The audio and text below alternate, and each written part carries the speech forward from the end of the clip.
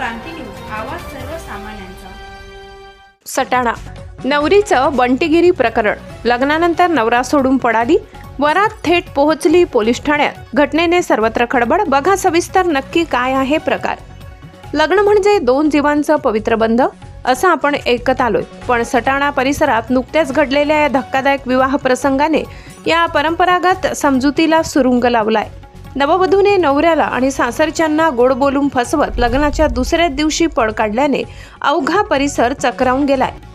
सविस्तर माहिती अशी, रावळगाव येथील नंदू झिपरू पानपाटील यांची मुलगी मीना हिचा विवाह काही दिवसांपूर्वी सटाण्यात थाटामाटात पार पडला। लग्नानंतर सुरुवातीचे 2 दिवस मीना ही सासरी गोड बोलून सर्वांशी मिळून वागत होती। पहिल्या मुलासाठी माहेरी जाण्याच्या बहाण्याने ती सासरच्या घरातील दागिने, महागडे कपडे घेऊन माहेरी निघाली। सासरच्यांनी सुरुवातीला काही शंका न घेतल्यानं ते निवांत होते, पण दुसऱ्या दिवशी मीनाला परत आणण्यासाठी गेलेल्या नवरदेवाच्या मंडळींना तिचे वडील उडवाउडवीची उत्तरे देऊ लागले।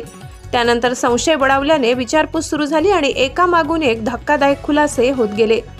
खुलासा झाला की मीना अहमदाबाद येथे तिच्या घराजवळ राहणाऱ्या एका विवाहित पुरुषासोबत पळून गेली असून ती फक्त नवरदेवालाच नव्हे तर संपूर्ण सासरच्यांना फसवून दागिने, कपडे घेऊन निघून गेली आहे।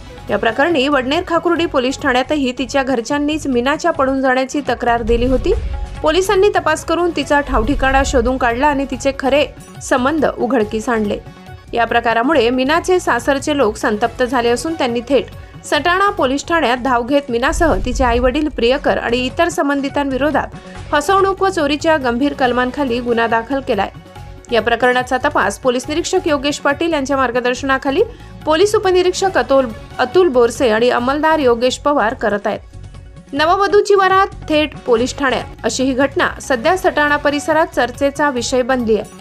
पीडित कुटुंबियांनी अशा फसवणुकीच्या प्रकरणावर कठोर शिक्षा व्हावी अशी मागणी पोलीस प्रशासनाकडे केली आहे। महाराष्ट्र क्रांती न्यूज साठी वृत्त संकलन विभाग, सटाणा। अशाच नवनवीन बातम्या पाहण्यासाठी आमच्या महाराष्ट्र क्रांती न्यूज या YouTube चॅनलला लाईक करा, सबस्क्राईब करा आणि बेल आयकॉनला प्रेस करा।